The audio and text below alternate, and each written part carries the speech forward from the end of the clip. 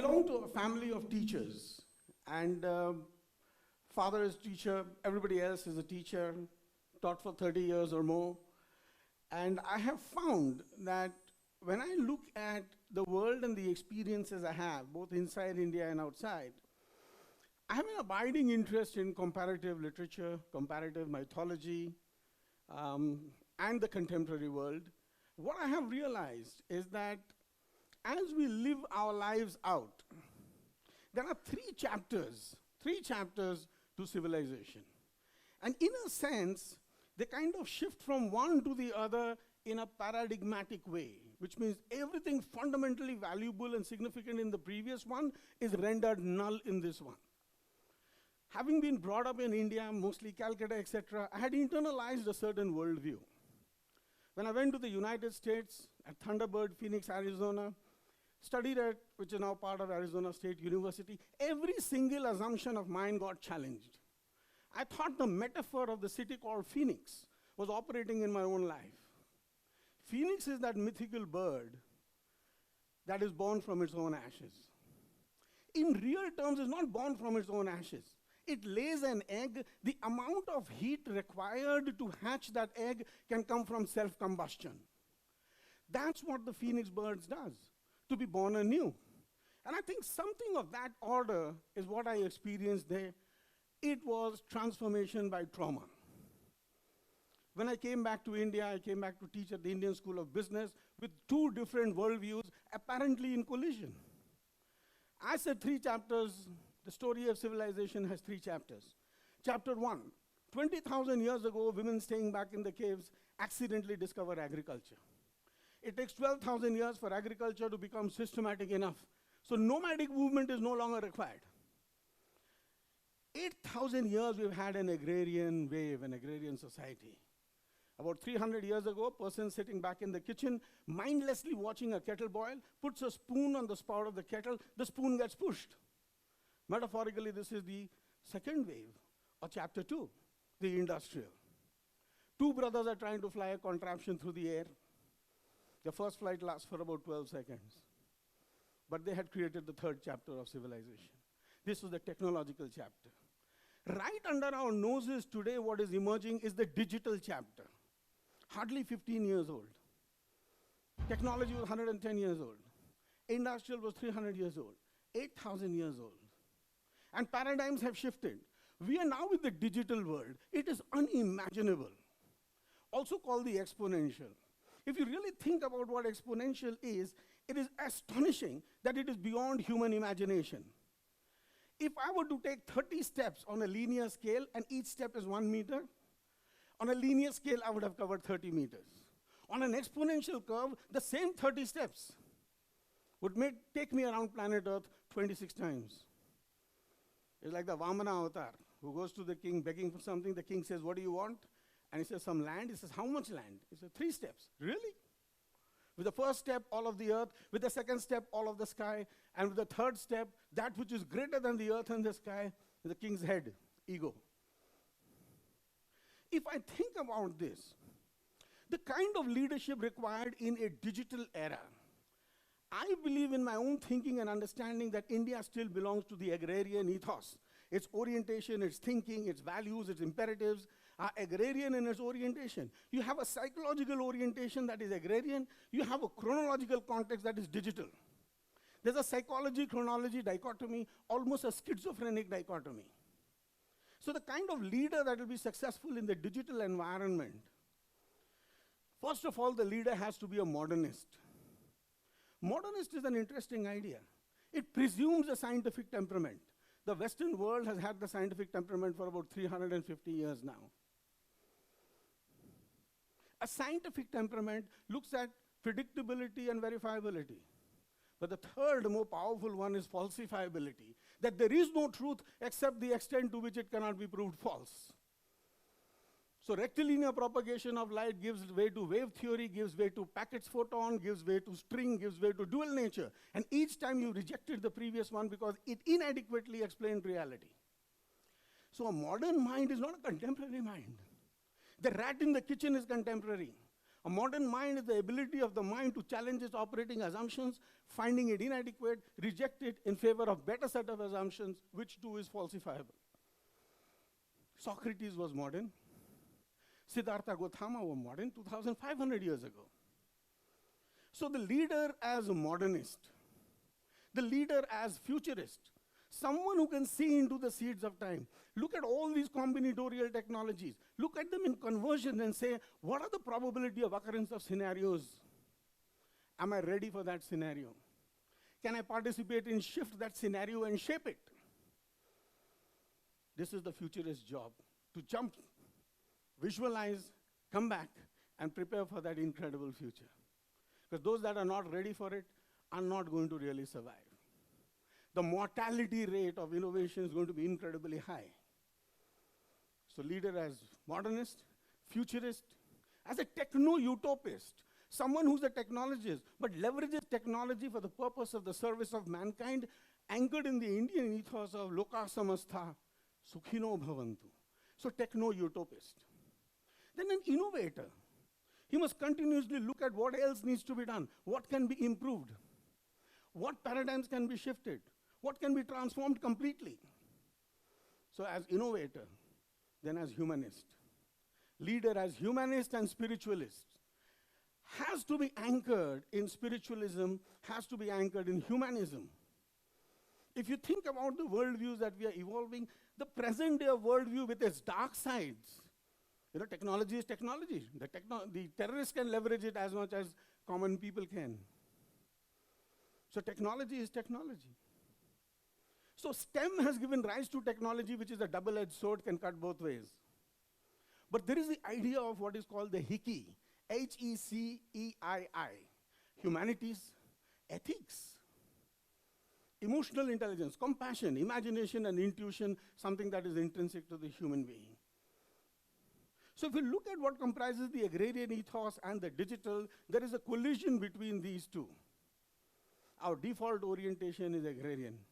In agriculture, you have land, you plow the land, it's hard work, the sun is brutal and uncompromising. You may not be using a John Deere tractor, your plot of land is not big enough.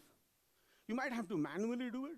After having dug, after having removed previous weeds, etc., you sow the seeds. After having sown the seeds, you must do what? You must wait for the monsoons, for the rains. If there is too much rain, it doesn't work. If there's too little rain, it doesn't work. Over hundreds of generations, you internalize the belief that no matter what I do, the outcome is predicated on something or someone else. Fatalism is one of the more brutal consequences of an agrarian society, at least in India, that is predicated on the monsoons. Fate means an internal, quiet sense of helplessness. No matter what I do, the outcome has too many variables at play and display that I cannot really guarantee success. In the underbelly of fatalism will always be insecurity. Always be insecurity. Fate means taqdeer, kismat. There is something larger at play.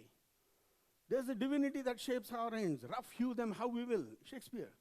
But we've internalized that. Insecurity. If I get into IIT, many of my friends who were better than me, much better than me, didn't. I did. I was a mediocre guy. I struggled all the years, and finally I got placed. I got placed in a really good company because in the interview I demonstrated ambiguity. I was not sure, I'm not certain, depends, all kinds of caveats. And they found this as indicators of openness, willing to explore, alternate different perspectives, and said, this is the guy we want. And there I was. I knew in my private heart that I'm not that great, but all the external indicators seem to indicate that I am. There's a dichotomy between what I felt and what the reality outside was.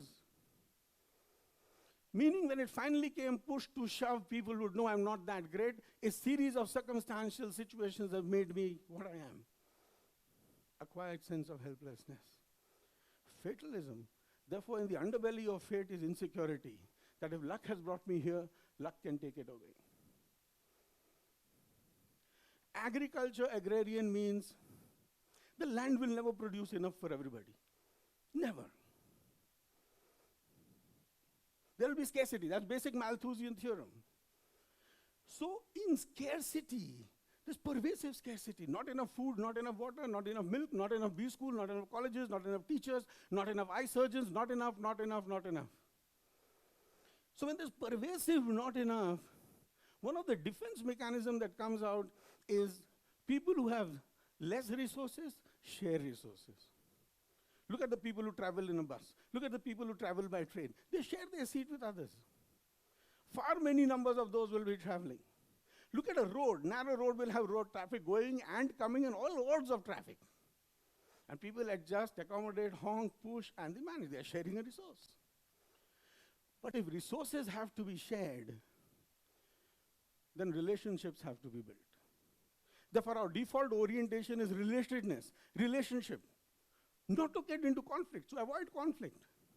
Not to get into conflict. Do not assert unnecessarily. Do not fight for your right. Try and adjust. Try and accommodate. Try and manage. So you conflict avoid. You do not assert. You build rapport and relationships. Why do I need to build relationships with everybody? Because I don't know when I may need whom. Resources are scarce. If relationships are built, then some of the resources scarce might come my way. This whole orientation is very interesting. You will avoid conflict, you will build relationship. Finally, you will realize that relationships have value, so you will empathize, you will accommodate. So the Indian ethos largely is, in the research has shown, empathic, fatalistic, but optimistic. The belief that fate is there, but fate will finally shape it out in the way that will serve all of us. So it's optimistic. The third thing I want to talk about is time. Time, you have very limited time. The Western world has limited time. We have lots of time. Look at the Chatur Yugas. 71 Chatur Yugas will make a Manu, 100 Manus, whatever, they have a calculation. 311 trillion years you have. What are you going to do with it? Your soul is not going to die. Gita has been guaranteed. So you'll be born again and again and again. And the purpose of life is to get out of the cycle of birth and death. If the purpose of life is to get out of the cycle of birth and death, and you are born to die, born to die, born to die, then the middle is not important. History is not important. Therefore, we did not write history, we focused on mythic narratives. Narratives that have a deeper resonance, that represent behind themselves a truth. So the Ramayana, the Mahabharata will have deeper resonance than the history of which king came, cut off whose head, and died of malaria. So you come and you go. Now, if you look at this, the middle is not important, mythic narratives are important. If the middle is not important, then achievement is not important. The purpose of life is to break out of the cycle of birth and death. If I look at some of the components of the Indian ethos and contrast it with the digital world, you have fatalism. No matter what I do, there's an operating mega logic versus initiative. Initiative means that the outcome is a consequence of the actions I have taken. Fatalism is no matter what actions I take, it doesn't matter. There is an operating meta context to it. So initiative, fate has initiative. Scarcity has abundance. A 30 trillion economy for 320 million people vis-a-vis 4.27 trillion for 1,400 million people. So there's abundance.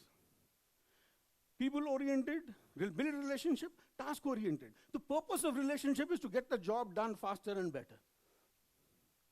If you have cyclical time, linear time. Everything must be achieved on this side of death. On that side of death, there is nothing. Therefore, go out there, conquer, achieve, do, colonize. Carpe diem, seize the day, dent the universe, like Steve Jobs said. Do not leave the universe the way it has been. Because you need to be remembered. Immortality means being alive in the minds of men and women. For us, immortality means getting the hell out of this cycle of birth and death. We are in an exponential economy. What does it mean for us? I think the whole theme dovetails back into what I have just said, that is shape the new normal. There's a psychology-chronology dichotomy, almost schizophrenically. You are half-hearted, you have a default orientation. By design, there is an optimality that exists to build the capabilities. To become more expansive and inclusive is the way forward. Thank you very much, and I wish you all the best.